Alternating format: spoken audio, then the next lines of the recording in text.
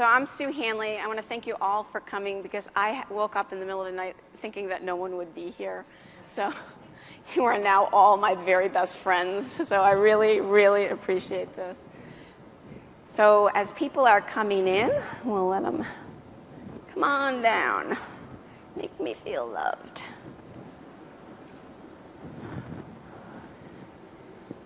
All right, so I'm going to get started so that way we have more time for questions.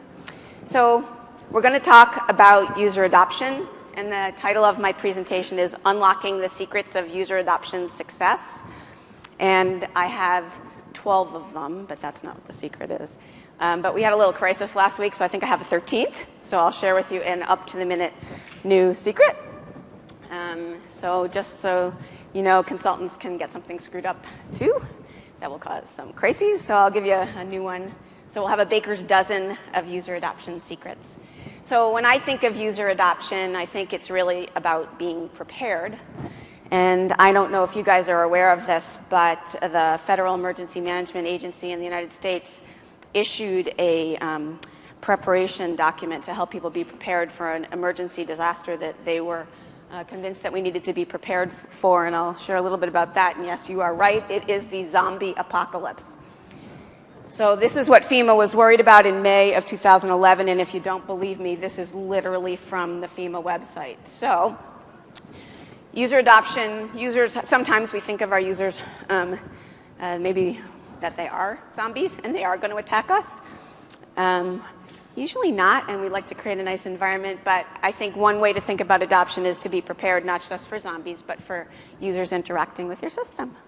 So, but I want to just sort of challenge something for the moment and just make sure that we're all on the same page. Because when I think about do we really want user adoption or user engagement, whatever you want to call it, I'm not really sure. I actually think that that I'd like to ask a different question. I think what we should really focus on, what I want to focus on, and what I think you guys really want to focus on is results. Not just are people sort of checking into the system, but are we using our solution to move the needle, to drive real, meaningful business value? That's the true measure of value, not if we're counting things like people logging on. And you know, there's the cheater user adoption. If you set everyone's homepage to be SharePoint, so then they open the browser, they open up SharePoint. I mean, that's cheating. That means you have 100% adoption, but that doesn't really count. So I think what we want to look for is meaningful business results, and by that I mean things like the time it takes to train a new employee, increasing customer satisfaction. I mean, the things that you're really already focused on and already measuring. And what we want to do, I think, is think of user adoption as really a means to an end. And what we really want to focus on is business results. And that's really the first secret. So we haven't even met yet, and I just shared the first secret. So adoption isn't the end game. Business results really are. So you probably want to know. So I would like you, now that you're all here, which I'm so grateful about, to adopt me. So I will tell you a little bit about why I'm here. So I've written a couple of books about SharePoint. The purple one, by the way, this is, I guess I'd call it optimistic cover. So at the moment, the blue one is about 2007. The green one is about 2010, and I have 2 copies to give away at the end. And I want the next edition to be purple. And we're kind of debating what the color should be right now, so I've chosen to make it purple.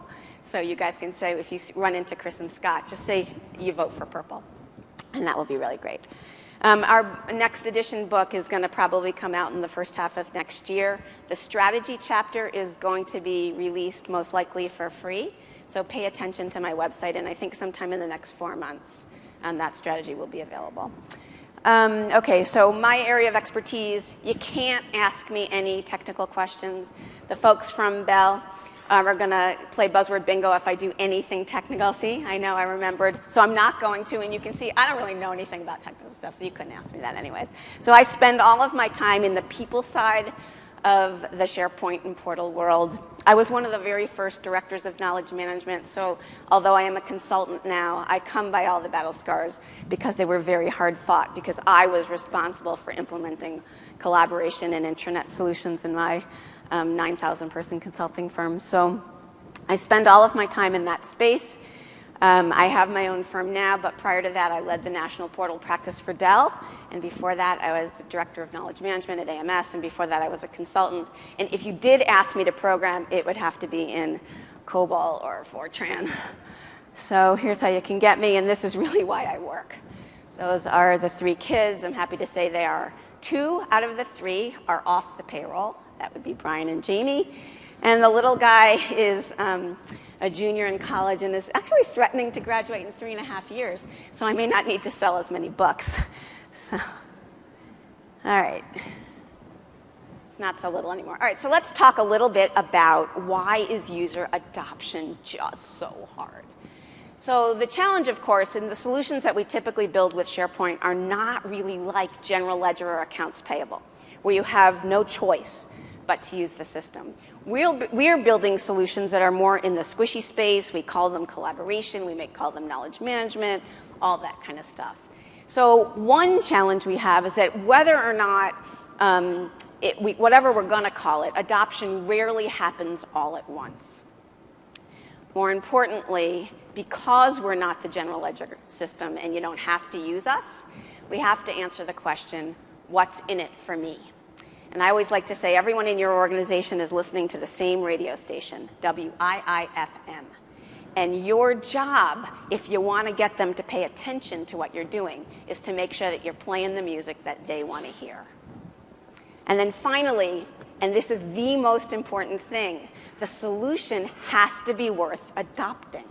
So I can tell you all kinds of horror stories about in the early days of knowledge management when we built all these systems thinking that, oh my God, we'll build it and people will come. And we never really engaged people in what they really wanted. And basically what you have is this solution that has nothing to do with the business problem. And I think that's really the next secret.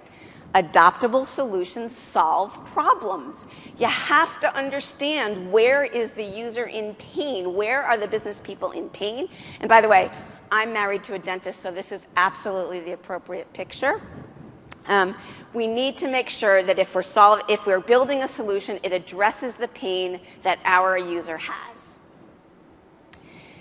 So I would like to argue that features do not create user adoption. Business problems, business solutions create user adoption. But there are some really engaging features in SharePoint 2013. So I want to show you a couple of my favorite ones, and then things that you can do. So likes and ratings are a way to encourage people to engage with the solution. I think it's a great thing if it's in the right context.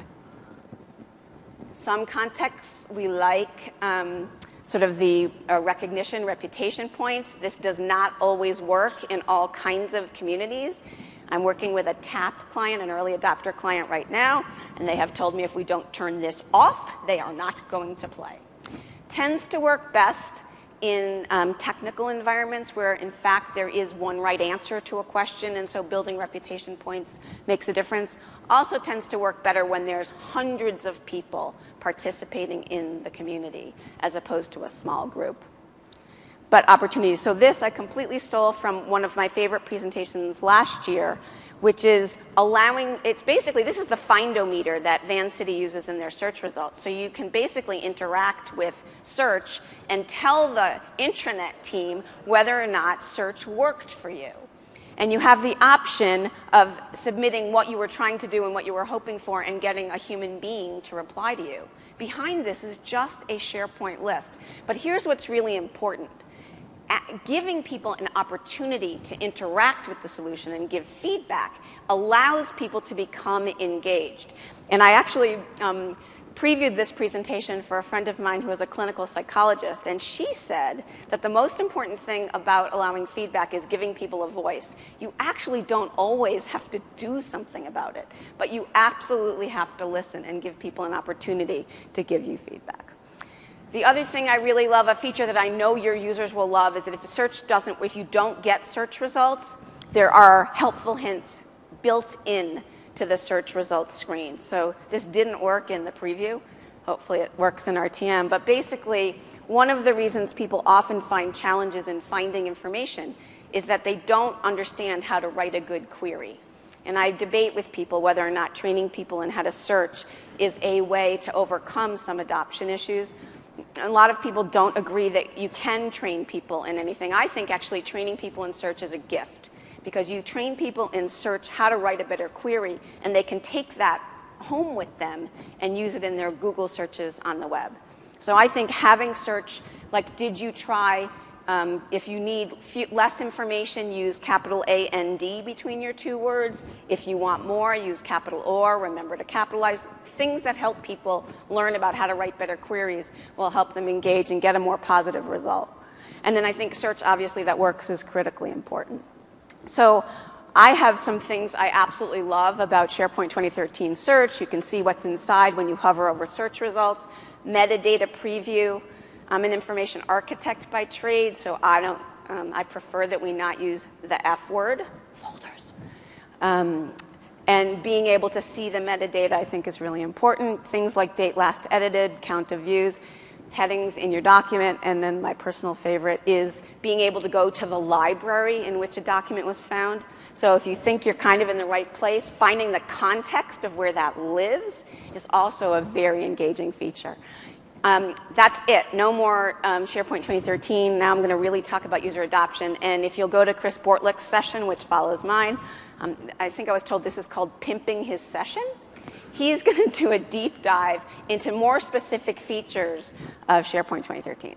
So content, though, you can focus on. So this has nothing to do with which version of SharePoint you're using, but engaging content, things that are well written, text that is easy to scan. This link up here, I wrote a little document for one of my clients that I've posted to my website, and there's the little short URL, sort of how to write great content for SharePoint. Writing for the web is not the same as writing for print, for consumption in a document.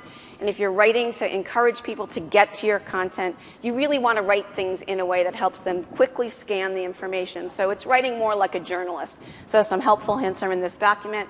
This presentation is available, so don't worry about it. You don't have to write it all down.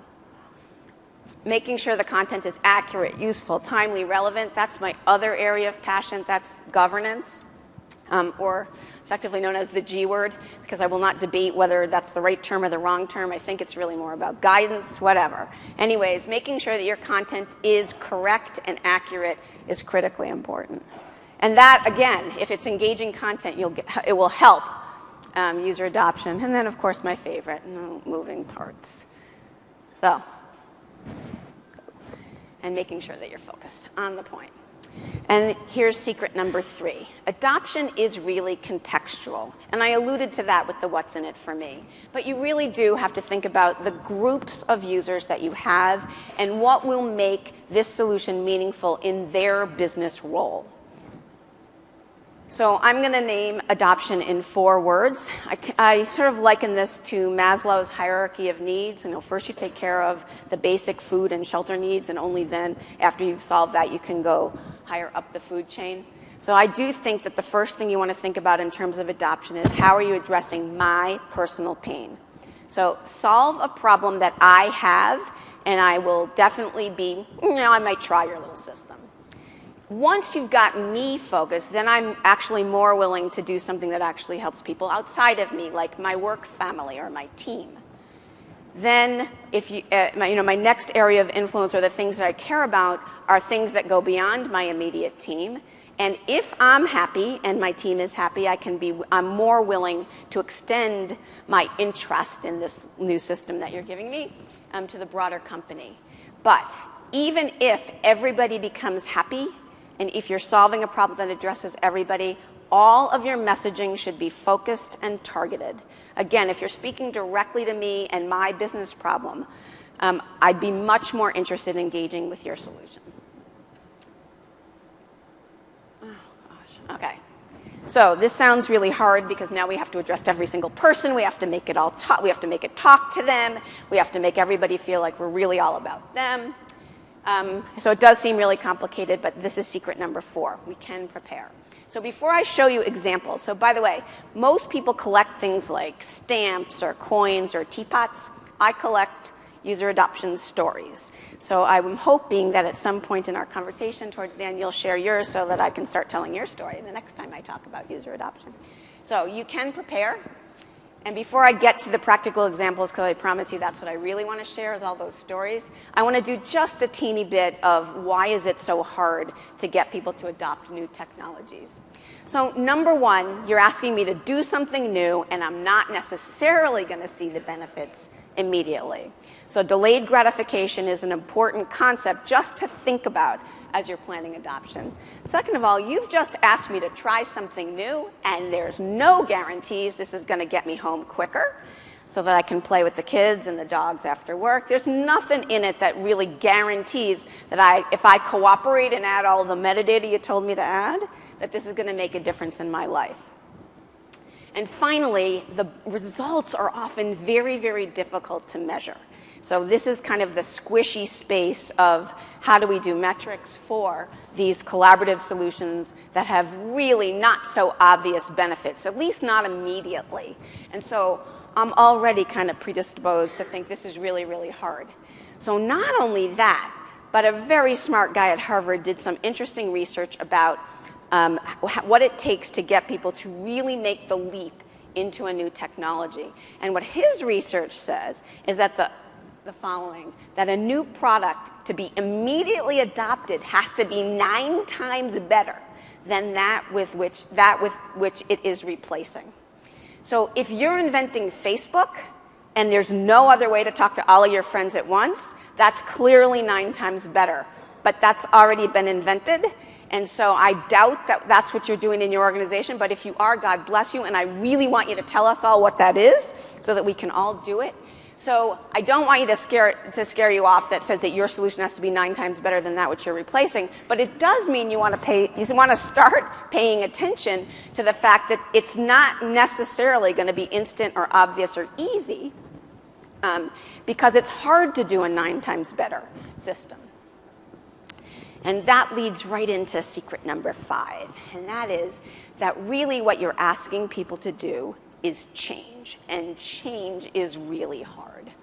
So why is it so hard? Well, first of all, I'm a consultant. I've been a consultant for 35 years. And I cannot tell you how many times I have heard these things. So these are all quotes I've heard all the time. This is how we've always done it. And it works for me. Anyone heard that one before? Oh, good. So other people besides me. And this is the one they don't say this out loud, but I know this is what they're thinking. I'm not really broken. Why are you trying to fix me? In other words, it's working for me. I don't really need that. I don't need this. And so I don't know if you've heard this story, but how many psychiatrists does it take to change a light bulb? Only one, but the light bulb really has to want to change. And I think you got to think about that in the context of change. And so, again, what's in it for me? Oftentimes we roll out these wonderful collaboration solutions and brand new intranets, and you get the CEO to do their thing and describe what the great thing it is going to be for the company, and everybody gets that, but they still haven't translated that to what's really in it for me. So it's okay for them, but what's in it for me? So one of the things you want to think about is the degree of change is actually, what you want to think about in your adoption plan is how much are you actually asking people to change with this new wonderful solution you're building. And I think there's 2 dimensions to think about. So on the y-axis, we're talking about the degree of change, and the x-axis is the focus of your adoption plan. If what you are really doing is giving people a new way of doing something they were already doing, like basically building a new intranet with nothing different, then your adoption plan should spend a lot of time focused on communications and training, because that's really what people need to get over the hurdle of trying something new. But if you are now trying to roll out social features when you were never doing that before, and things are very different for how people are going to interact, then I think the focus of your adoption plan needs to be much more around how are we going to engage the users in this new system. So one way to think about change and the pain of change is to kind of ease into it. So I often think about organizations having something like, organizational attention deficit disorder. I mean, we can really only focus on a couple of big things in the organization. So one of the ways to encourage adoption is to make sure that your solution is focused around something that the organization is already really cares about. So wrap your change into something that is already part of the big organizational change. Another great way to get people to change what they're currently doing is to keep it very, very simple. So start with something that you can ease into, keep it simple, keep it small, and consider the culture of your organization. And one thing I've learned in being a consultant and being responsible for this for so long is that every organization has their own personality, just like we all have our own personality. And while sometimes what we're trying to do is disrupt a little of that culture, you still have to introduce new technology in a way that will help people remain comfortable in the current environment.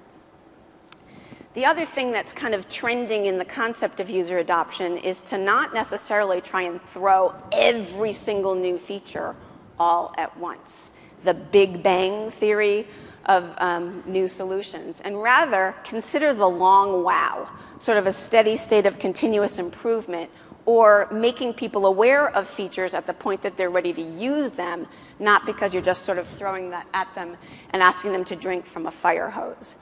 I read some research that talked about it takes on average 66 days for people to develop a new habit. So the other thing I think you can do for yourself is just don't put yourself under so much pressure that everybody has to adopt immediately, and think about giving yourself some time, giving people, promoting and communicating and over-communicating for that first 66 days at least to try to get sort of a majority of people engaged in your system. How many people know who that is? Okay, so now I know when you were born. So if you were born after about you have to be born about after 1972, 73, or you wouldn't know who this guy is. So he is actually very key to your user adoption strategy. So let's see if I can make this play. So his name is Mikey, and can we do it? What's this stuff? Some cereal. It's supposed to be good for you. Did you try it? I'm not going to try it. You try it. I'm not going to try it. Let's get Mikey. Yeah. He won't eat it. He hates everything. He likes it. Hey, Mikey. When you bring Life home, don't tell the kids it's one of those nutritional cereals you've been trying to get them to eat. You're the only one who has to know. So Life cereal is a nutritional cereal. Supposedly it's actually loaded with sugar.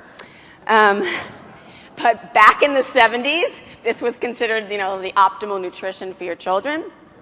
And Mikey is that guy in the organization who really doesn't want to play. And sometimes finding your Mikey, like if Mikey likes it, Mikey is usually an influential person who doesn't. If you find a Mikey who is an influential person who doesn't want to play, that Mikey, or Michelle, whatever, can be very key to your user adoption strategy. Get Mikey to like it, and everyone will like it. And when I was grabbing this clip to prepare this presentation, literally like 2 weeks ago, there was an article in Parade magazine where someone asked whatever happened to the guy that played Mikey. Someone saw that article. 44 years old, and he still eats Life cereal, but his kids like Apple Jacks.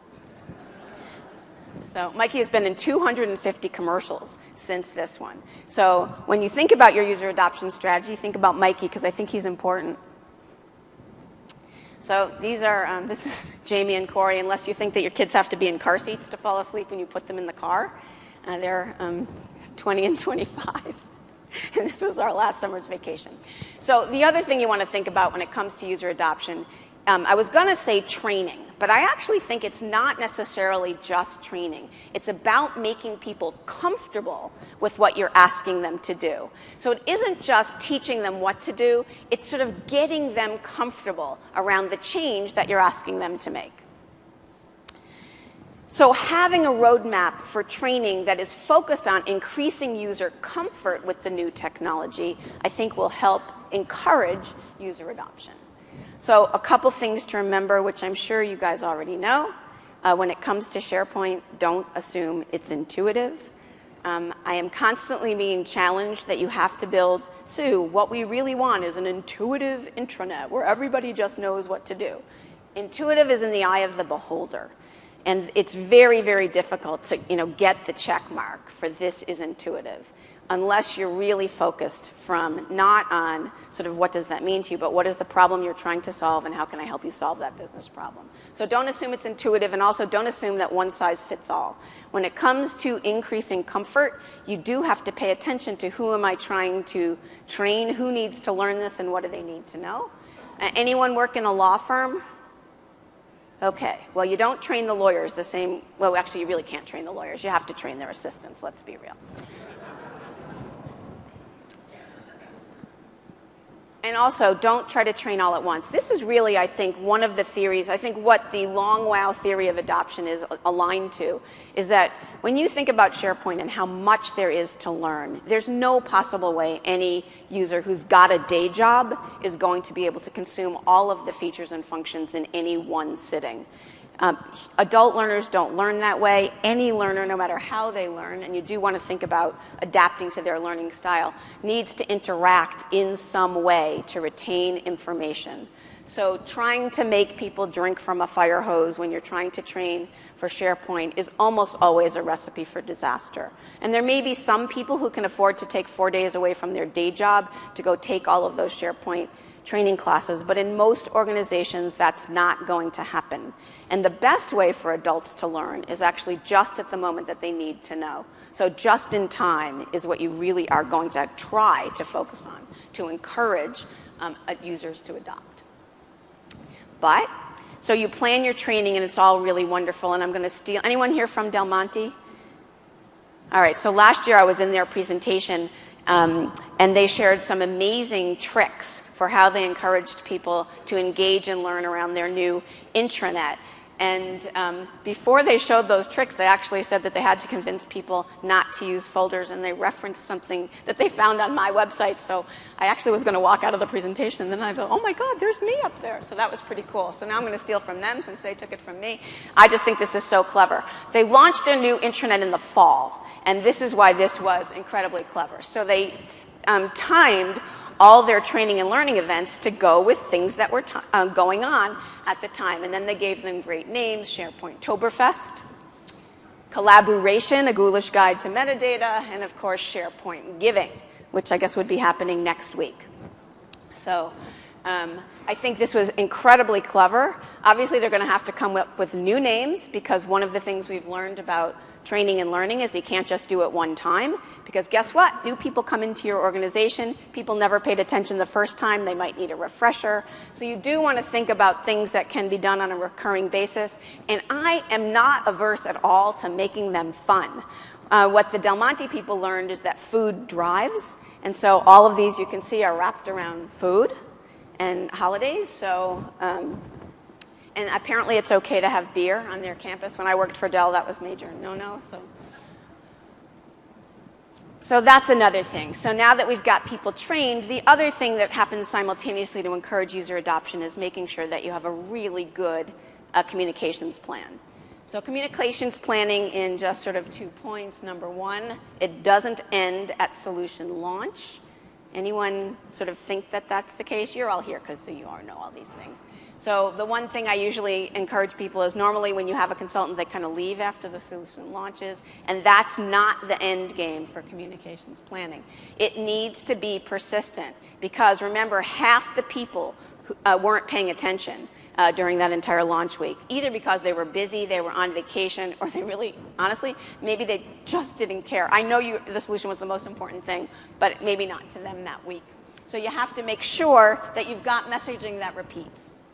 So I'm going to share, these are some of my favorite stories. So at Russell Reynolds, they launched their new intranet, all SharePoint of course, with a birth announcement. So announcing the birth of our new intranet, this is not the actual announcement that they used, but they managed to do something so clever.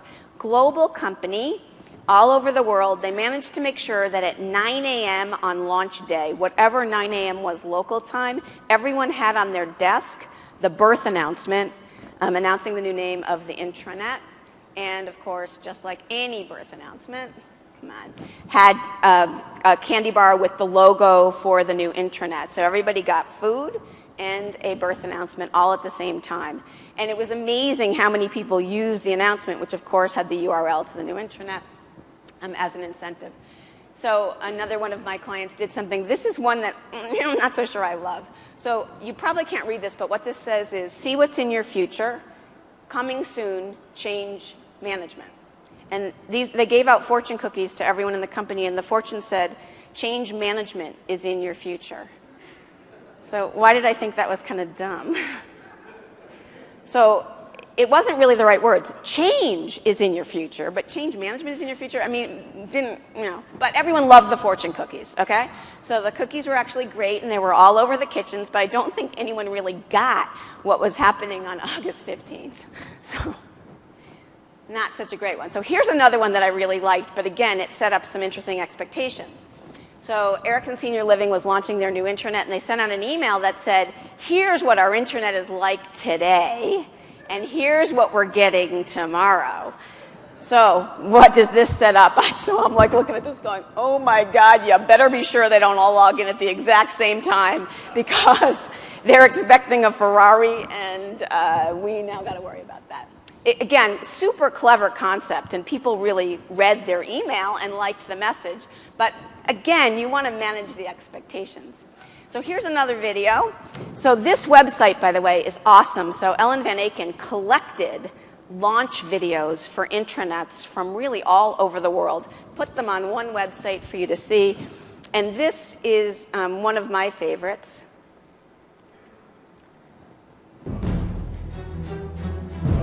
They have built a new machine. A machine with extreme power.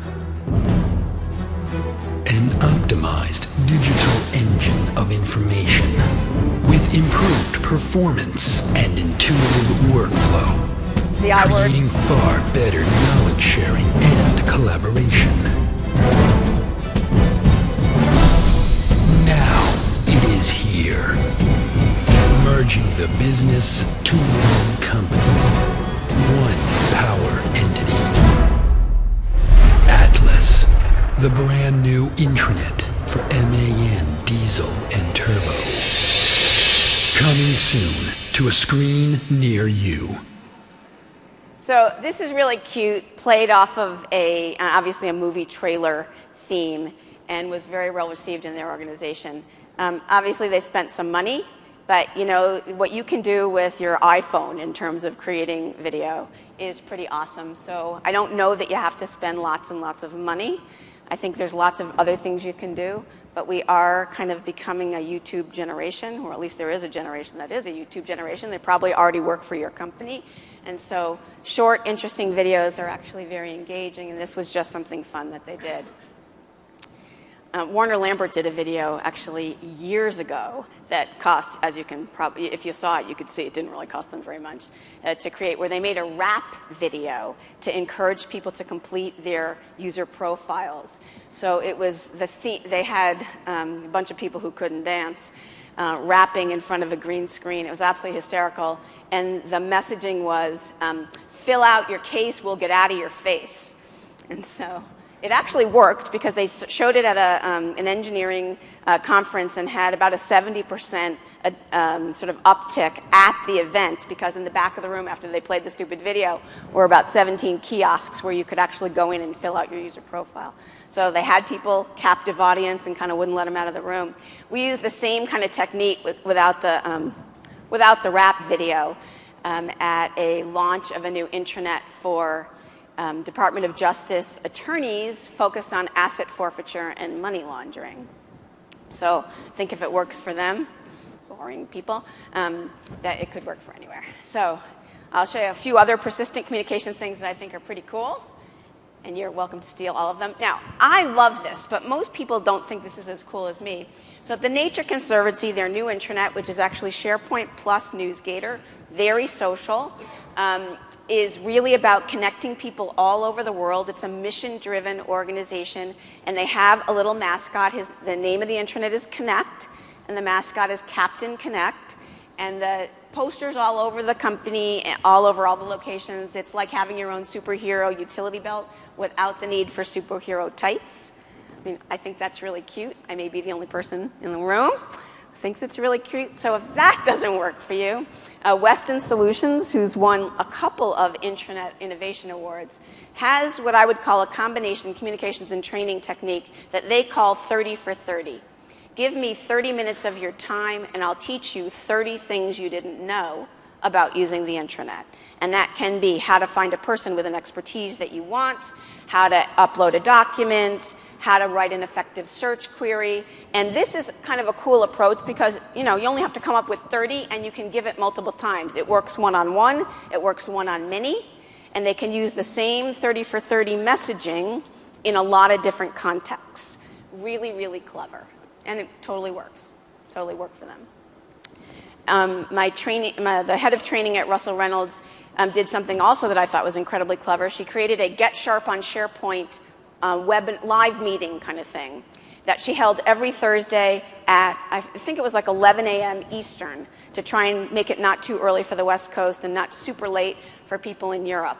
And she structured it in a really interesting way. The first 15 minutes were a presentation on a particular feature that they wanted people to learn about. They did a lot on search, a bunch on creating your profile, things that they really wanted to engage people around. Second 15 minutes were asking people, well, what's going on? How are you doing? What are you able to do? What have you done in your business? What was incredible is for the first 4 or 5 months after they launched the new intranet, they had between 80 and 100 people on the call every single Thursday morning. And it wasn't always the same 80 to 100. And they recorded all of the meetings so that if you weren't there, you could look on the little calendar, see what happened on that Thursday, and play it back at any time at your convenience. So really, really clever. And for the team that had to put these things together, because it could be different people the next time, it's not like they had to come up with hundreds and hundreds of topics. There were a lot of repeats. So if you missed the search one this month, it will be coming back in another 6 to 8 weeks. And at Forrester, when they rolled out their hero system, they created sort of movie posters around the building to get people engaged. And again, this is another movie theme. You want to find something that works in your organization, but I think these are really incredibly clever ways to get people focused. So now I'll tell you one that I will not put in a slide because it's the kind of thing you kind of don't want permanently for the record. But I had a client that was, the only way I can explain them, and you'll probably get this, is in their office, there was not a single right angle. So all the walls were curved. They really considered themselves very management, new wave thinkers. And one of the ways that they wanted to keep communicating to people what's new, what's engaging, how we want people to adopt the new intranet, is that they created something that they called stall stories. And so you're probably imagining, what are you talking about? Or you actually know what I'm talking about. And that is that every Wednesday afternoon on the back of all the bathroom stalls, no matter which sex you were, there was a, hey, what's new on the internet? Things you might want to try. Here's what's going on. I'm not saying that you should do it. I'm just telling you that this was something that worked in their culture, and people thought it was kind of funny. So that's sort of secret number 8, is that we really want to focus on support. I think this is sort of a fundamental important thing. And the one thing I've learned about working in this SharePoint space is that it takes a village. One really great way to encourage adoption is to seed the organization with evangelists. Find people in the different business units, in the different geographies, who want to be your early adopters or are willing to engage and be your change agents. So Sarah Hazy is sitting in the front row. At Best Buy, they call these people ninjas. At Biogen IDEC, they call them Pumas, power users of Microsoft applications. So they have, when they launched Outlook and Exchange, they had Outlook Pumas. And when they launched their SharePoint team sites, they have SharePoint Pumas. When I described this and described the name when I was talking to people at DuPont, they started giggling when I said the word Puma. Because apparently there are 2 spellings of the word Puma. And if you're an engineer, Puma is the answer to the question, where'd you get that number? pulled it out of the part of my anatomy. So if you're in an engineering company, I suggest you not use the Power User Microsoft Applications acronym. But the idea is to look for employee advocates. Change agents always work best if they're embedded within the business unit. At Biogen, they never actually had to encourage or elicit someone to, or force them to volunteer to be a Puma, because people wanted to be first and wanted to have an opportunity to learn first. So Sarah's sitting in the front row. Have you ever had any issues trying to recruit ninjas? So Sarah's advice is that you want to be selective. So just because you want to be a ninja? She says you have to know the difference between a cowboy and a ninja. So the cowboy wants to do their own thing, and the ninja wants to do the right thing. Excellent points. So having your evangelists, identifying who they are, and you know what? Let's go back to Mikey. If you can get Mikey to be one of your evangelists, I think you got a really good shot. I also look for evangelists. I read this article in the Harvard Business Review years ago that has totally resonated with me. And it talked about the concept of T-shaped managers. So they aren't necessarily the vertically, the top of the food chain, but they have long tentacles. They're the people in your organization that everybody knows and respects. And if you can encourage them to engage, if you can make them an early adopter, they have a broad reach, and so they can have a lot more power than a top-down thing. So your evangelists can come from the top. They can also be the people at the grassroots. The important thing is to have people who are connected as close as possible to the business. At Eli Lilly, in the medical division, when you get a new SharePoint site, you're assigned a coach. And the coach lives in your business unit. They're the business IT liaison. And some companies call these people business information managers. So it's a person who's incented to ensure that you are going to be successful and that you're using the best practices that we've already figured out in our division. And having those people aligned with the business, I think, are really critical. I've seen this role in other organizations, and I think the mentality that they have, thinking about it as coaching, and being at Lilly, when you get a coach, the coach is actually assigned to you for the life of your solution, so that you have someone you can go back to if you're trying to figure out, well, how can I do this? What's the right way of doing this? And how have other people in the organization solved this same problem?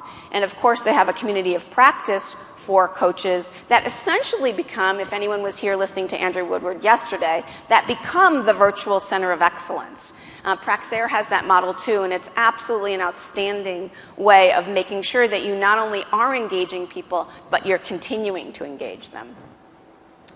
So that's the other thing to think about, is how are we going to support people over time?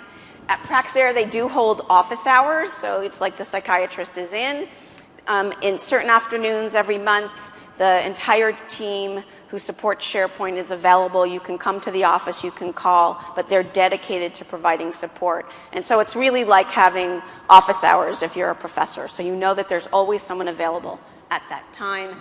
It doesn't mean you don't create training. It doesn't mean you don't write documentation, although I think we want to sort of consider creative documentation. But it really means that you're available on an ongoing basis. And the one thing that I see a lot of organizations make a mistake is on the day that they launch their new version of SharePoint or their new solution, they forgot to make sure that the help desk was ready. Doesn't mean that on day one they have to be able to do each level of support, because often the development team has to sit with help desk on the first couple of days. But to ignore them in the training thing, which I've seen happen way too often, and have to admit I've made this mistake personally, so I won't do this again, I think that's really something critical to think about. Because 90% of the time, the initial problem is that they can't get on. And so that is something that you want to make sure the help desk can take care of.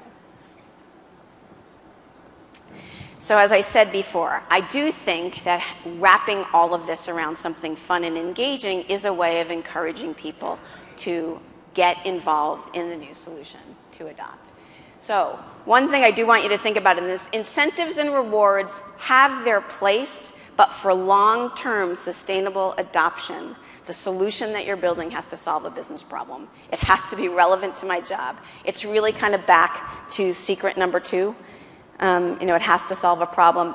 You're only allowed to use incentives and rewards initially. And really the reason you're doing it is to just get people to pay attention to something that's different. If it's not going to give me any value after your wonderful launch activity, I'm not going to come back, and you just kind of wasted all that time.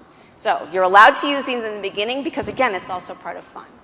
So one strategy that actually helps, an incentive to recognize and reward people, is something that we tried at Heinz, which is that they got an executive in Europe to agree not to answer an email if it had an attachment.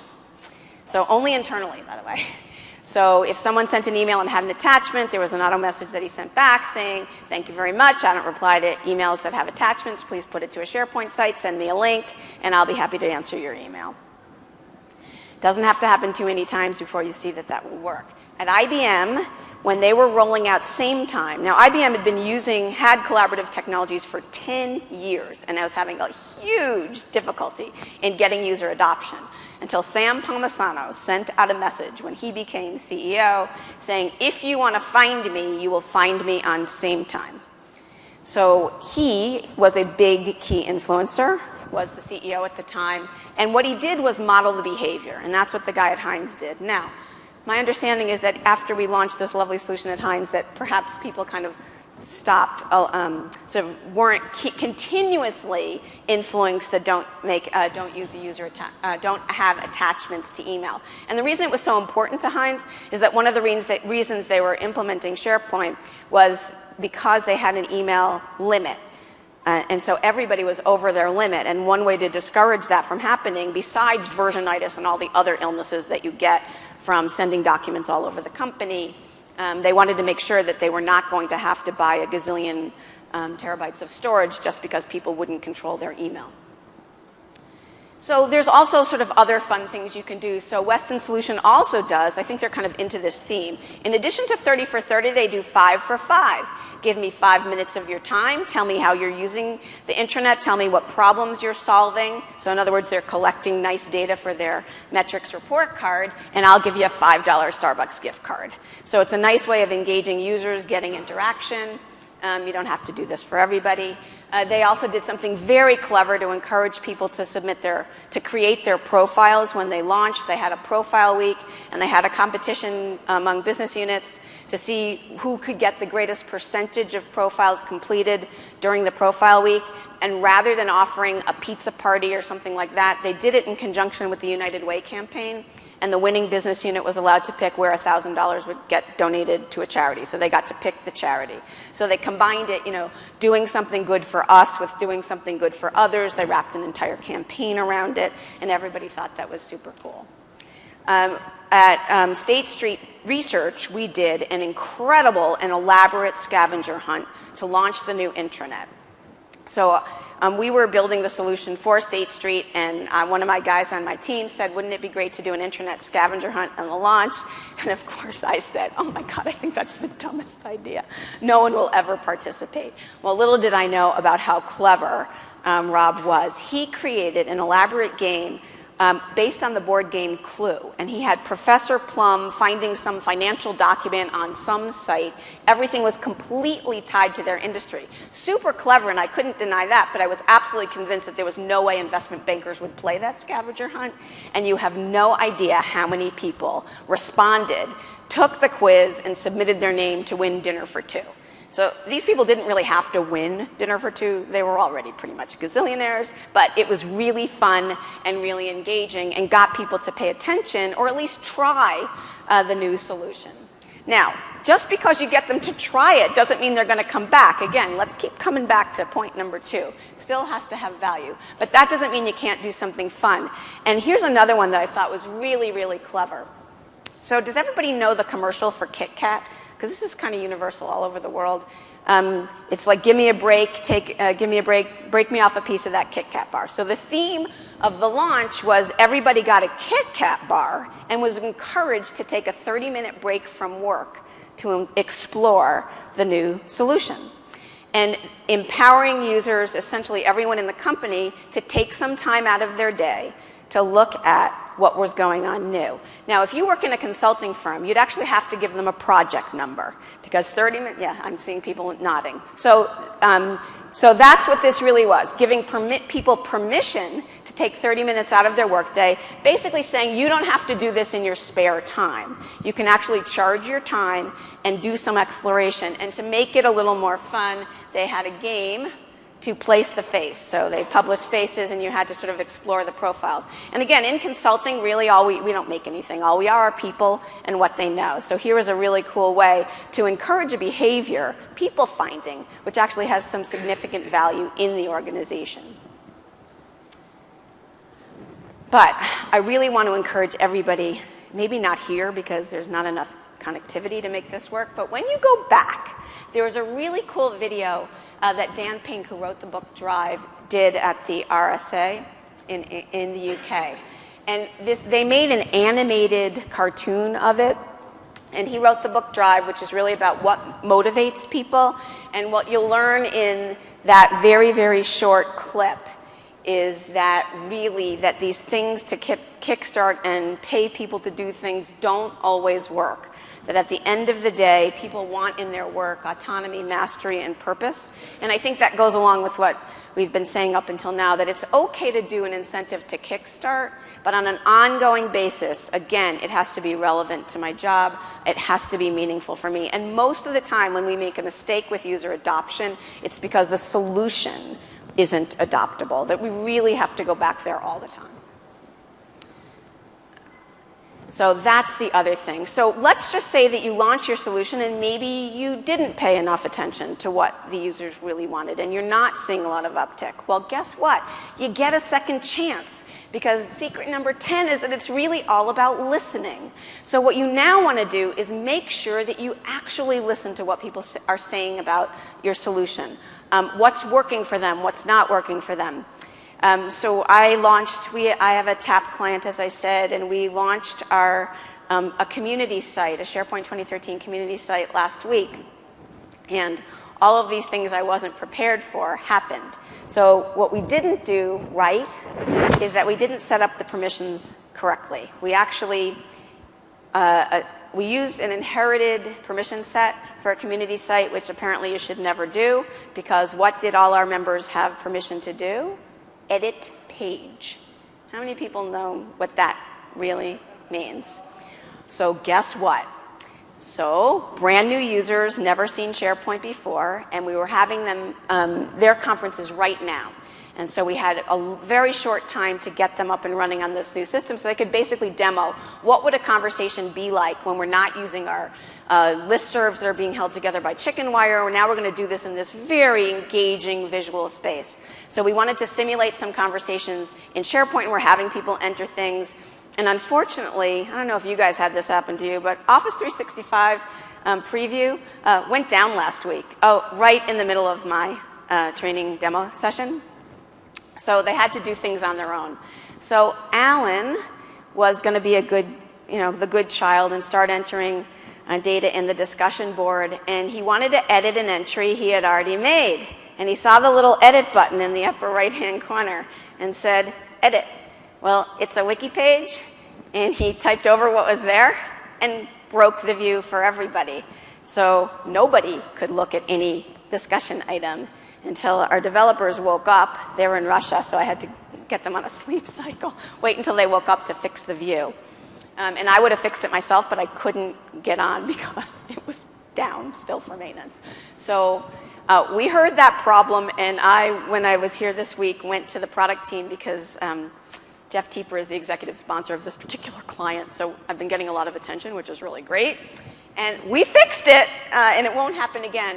But one of the things is that I learned from that is they were also giving me all this feedback about what does the ... thing mean, and can't you hover over that and have that tell you things more? And they're giving me all these things that they want. And so listening not just to what they say, but what they're experiencing and how they feel is really tremendous feedback for me. Because not all of it are things that I can change, but they're certainly all things I can take back to Jeff, and I certainly intend to do that. So that was really great. But there are some things that we can change to make things easier for them, and that's why it's really important to give yourself the opportunity to listen, and more importantly, watch what people are doing. Because one of the things that I've noticed is that as a helpful hint, you should give people an opportunity, know who the contact is on every single page of your site so that you really are creating a way for people to engage. So make sure that you can identify who the owner is of every page, and then get up out of your desk and ask people for feedback, even if it hurts. So I have to admit, I was hoping that everybody would really love our new solution. We had beautiful pictures. The eye candy was absolutely awesome. The site looked really beautiful, and the client said, this is so beautiful. And then we had people ranging in age from about 30 to about 75 with all kinds of differing expectations and experiences with technology. And of course, every time you do something like that, something happens that you don't expect. So being prepared and being ready to listen to all of that was really, really important. So you do have to get up out of your desk and ask people for feedback. And so even though I didn't like all the things they were saying, I really needed to hear it. And so I think the other thing is that one of the things I've learned is oftentimes when you're trying to understand how people work, and they will tell you how they're interacting with the information systems that they use today, they will tell you things like, oh yeah, everything's really pretty fine. And then you kind of watch them do things, and you say, okay, well, show me what you would normally do to execute a transaction. And they go, well, I would go here, and then I'd scroll down here, and then I'd look over here, and then I'd come down here, and oh yeah, there it is. And yeah, that's fine. It totally works for me. And I would look at that going, you've got to be kidding me. That you have to do that every single time? I think we can probably do better than that. So don't just listen to what people say. Watch what they do, because I think you can get a lot of clues by paying attention, watching people in action. So I have a client that says that's the anthropology part of your job. It's going out to observe users in the wild or in their natural habitat. And here's secret number 11, and that is that you're never done. So one of the really interesting techniques to encourage and engage users and understand where your user adoption challenges are to do usability testing. It's a really enlightening way of understanding all of the different opportunities for improvement. We're not going to call them things that you screwed up. These are really sort of things that you can do to continuously improve. So user adoption, again, thinking about it is not a one-time thing. You're really never done. And finally, I would encourage you that the 12th secret, which isn't a secret at all, because I'm sure it's why you're all here at this conference, and that is to talk to people and find out what they're doing. There's almost always something you can sort of take from somebody else. So I'll share another story. So this week, I was at a client that is the electric utility for central Pennsylvania. And I don't know if you guys know this, but we kind of had a weather event on the East Coast 2 weeks ago, and they were the utility responsible for the 5 days of power outage in central Pennsylvania. And one of the things that they were using SharePoint to do, actually, was manage all the foreign workers, give them assignments, foreign meaning people who came from outside their geography, to help assign them to outage locations during the storm. So they used SharePoint to entirely manage a solution that they call Storm Central. And it was absolutely incredible. People were engaged. And because it was so successful, because it was created, thank God, in advance of the catastrophe where they really needed it, they're now really on a roll in terms of rolling out their next edition. So what they're doing now, in conjunction with, now that they've got a lot of attention to the successful solutions you can build in SharePoint, they're rolling out a new SharePoint intranet. And one of the clever things they've done is the naming. So the name of the intranet, the current intranet is called PPL Today. That's kind of one of those ho-hum names. The new intranet is called The Grid, which really works nicely given what they are. But the campaign around it is that the intranet is really the place where you do your work. They're not saying this is a collaboration solution or any of those blah, blah words. The grid is where you do your work, and the messaging is that you want to live on the grid.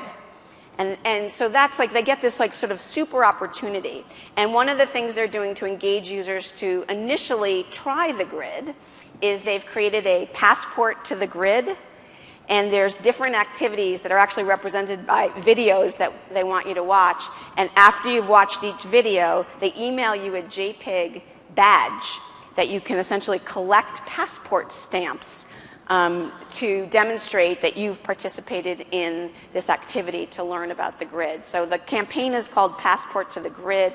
Super clever and engaging, and they're going to allow people to kind of display their badges in their email signature so that everybody knows who's sort of been on the grid. So here's the 12 secrets summed up. And that 13th one is be careful about permissions if you're going to implement communities so that no one gets hurt.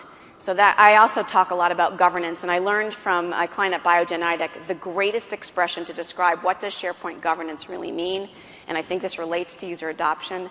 If you want people to adopt, the solution has to really protect people from making a mistake. And the first rule of governance is no sharp edges. And what we had done is we left a sharp edge, and an engaging and interested user cut himself. Well, he cut everybody, basically. And that wasn't his fault. It was really our fault for leaving the sharp edge. So if you really want user adoption to work, let's add a governance secret, and that is make sure you've protected people with no sharp edges. And so we have a little time for questions, but I just want to sort of point out that I have some bonus material that you can get online. I'll just quickly step through this. These are sort of really clever and fun things that people used in their communications plan. You're not supposed to read them right now. People often ask me, well, what if we don't call it SharePoint? Okay, well, here's what some other people have called their intranet. Del Monte's is really clever. The cupboard where you can snack on news and information. And most of these names came up with a contest. Perkins Eastman, I love this. They have the percolator. Now, unless your name has perk in it, you kind of can't use this one, but they're representing their social intranet like the coffee room. And so there's a lot of interesting and fun campaigning they can do. So here's a great thing. So I sort of packaged together some of my favorite resources about user adoption, and one of my very, very favorite things is Michael Sampson's book called User Adoption Strategies. And if you haven't read it, it's totally worth getting, because here's what's super cool about the book. The way that it's written is, here's the problem, here's 5 different techniques you could use to address it, and here's when this one works, here's when this one works, here's when this one works. It's very, very cleverly written, really engaging, and I think if you haven't picked up some stories that you can reuse from what I've been saying, I think you'll find more there. Okay, so, this doesn't have the slide that tells you to fill out your evaluation form, so I think I'm just going to tell you, fill out your evaluation form. And I think we have a few minutes, so I'm hoping someone will do some sharing. Questions, comments, tell me your story. Oh, someone's going up. Well, since you do have a lot of good stories. Sorry. Oh, actually. Since you have so many good stories for us, I was actually wondering if you have another one, and that was really about a lot of this stuff is like giving out gift cards and that kind of stuff, kind of is driven from a US culture, and that doesn't always necessarily work in French or the Scandinavian countries. Do you have any kind of stories you can share with us how you really deploy that in a truly global world? So the story from Heinz, by the way, was a guy, they actually found an executive in Europe who said, I'm not going to respond to emails if they have an attachment. There was no contest or prize. What he was really doing is modeling the behavior. So they engaged an influential executive to essentially pattern and model the behavior that they wanted people to use. And I think that works really worldwide. What do you think? Yeah, but I was kind of wondering about the kind of the teasers and the giveaway, the Badgeville kind of things. I like it, I think it's pretty cool, but it's really from a US perspective, and that doesn't always work. So that was kind of wondering. Place the Face and Kit Kat contest, you saw that the prize that was Europe. Yep.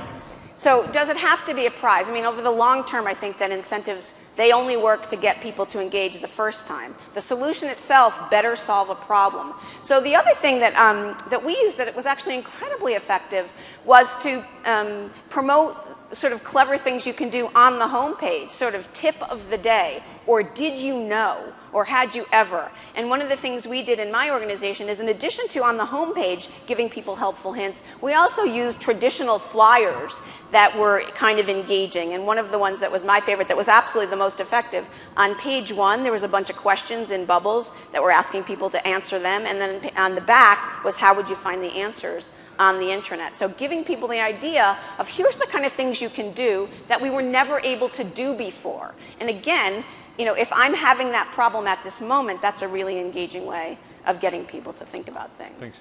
So thank you, and by the way, you can have a prize. So you were the first brave enough person to ask the question, so here's a copy of this book. So I know this is about 2010. but there's some useful things in there. Thank you very much. Sometimes when we talk about user adoption, I like to talk about usability in branding, user experience in branding. There's a lot of folks who have had a bad experience with SharePoint. Yes, So sometimes being able to not talk about SharePoint and making a company SharePoint have that user experience that represents them. And sometimes I think that gets lost when we talk about user adoption is how, that usability. And again, making SharePoint look more and feel more like that organization, whether it be warm colors. And again, I think usability. Well, I think that's the point of the grid, by the way. And that's why I have that little extra slide about don't call it SharePoint. So at PPL, they're not calling it SharePoint. The grid is where you do your job. And there are places where you interact with team members. There are places where you interact with other people. And it's not SharePoint. And they're about to launch 2010. They have branded the heck out of it. There is no way you would recognize anything as SharePoint. And what the business users have done, Storm Central has a completely HTML front end. There is no SharePoint in the front end. The back end is all SharePoint lists. But you would look at that and say, in fact, of course, you've probably already heard this because the first thing users say is, make it look like a website or make it look like a real web page. I'm like, well, it is a website. And so there's no way you would be able to tell that SharePoint is behind the scenes. And I think you're absolutely right. Creating a compelling user experience is really about two things. Number one, engaging the user in being relevant to what they're doing. And number two, solving a business problem that they have. And yes, it should look like it flows with their work, not like it's sort of what is SharePoint out of the box. Which, by the way, I don't think Microsoft ever intended that you would keep it exactly that way. Hello. I don't have a question. I just want to share 2 stories about user adoption. Excellent. That I was in. Can we turn up the mic? Because I can barely hear you and I'm standing next to you. Is it okay? Maybe in the back. Can you make that louder? I'm not sure. Stand closer. Okay. Is that okay? Yeah. Okay. So there's 2 stories, by the way, are in the Middle East where they have some projects of SharePoint where they have started to ditch Oracle applications and adopt to SharePoint. One of them is when we started for one project and we wanted to design the homepage and actually the site. We have 2 demos on different designs, and something that's suggesting that we agreed with the board of management that we will let users choose which actually design they liked. So users could pick the design for their site. Yes, we put it on a SharePoint survey. We put some small thumbnails, and they just grow bigger when you just click on them. And we told them, choose the design that you want for your homepage, for your internal homepage in the future. So can everybody hear what he suggested is that they designed it so that people could choose their own Yes, page. And when people have chosen, and they sent them an email that's design that most of you have chosen, this is going to be your future homepage. So people get more involved into that one, which is one of the scenarios. The other one is another entity, a huge entity in Qatar, where they were having everything in Oracle, and they've ditched it to Microsoft SharePoint and Dynamic. And they call the project Dynamo. And everyone gets involved. They have just to submit their photo, and they have a badge that they can actually put it on their PCs, whatever. It's called I am Dynamo. That means I'm using this system, right. Which actually proves that if you change the name of the software, it's going to say that they're feeling that this system is theirs. They have flyers everywhere, and they have those stand-up, what they call it, slides or everything everywhere. Dynamo, and they say that. And people they pictured some people who are pointing to screens and all of this thing. So I believe, yes, what you said is right about branding the name of SharePoint. To another thing is making it more into identity for the people and make them more engaged and, involved into the system. Thank you. All right, so I got another book. You can have it. Okay, no problem. Sean told me I should ask for who lost the most money and give them something to take back, which I actually thought was a great idea. But you shared, so that's a good one. Okay, I think we can probably do one more. Somebody here was raising their hand. All right, if not, I'm here until the bitter end tomorrow. And please, now you've adopted me. We're all best friends. So let's sort of chat about user adoption. Thank you very much.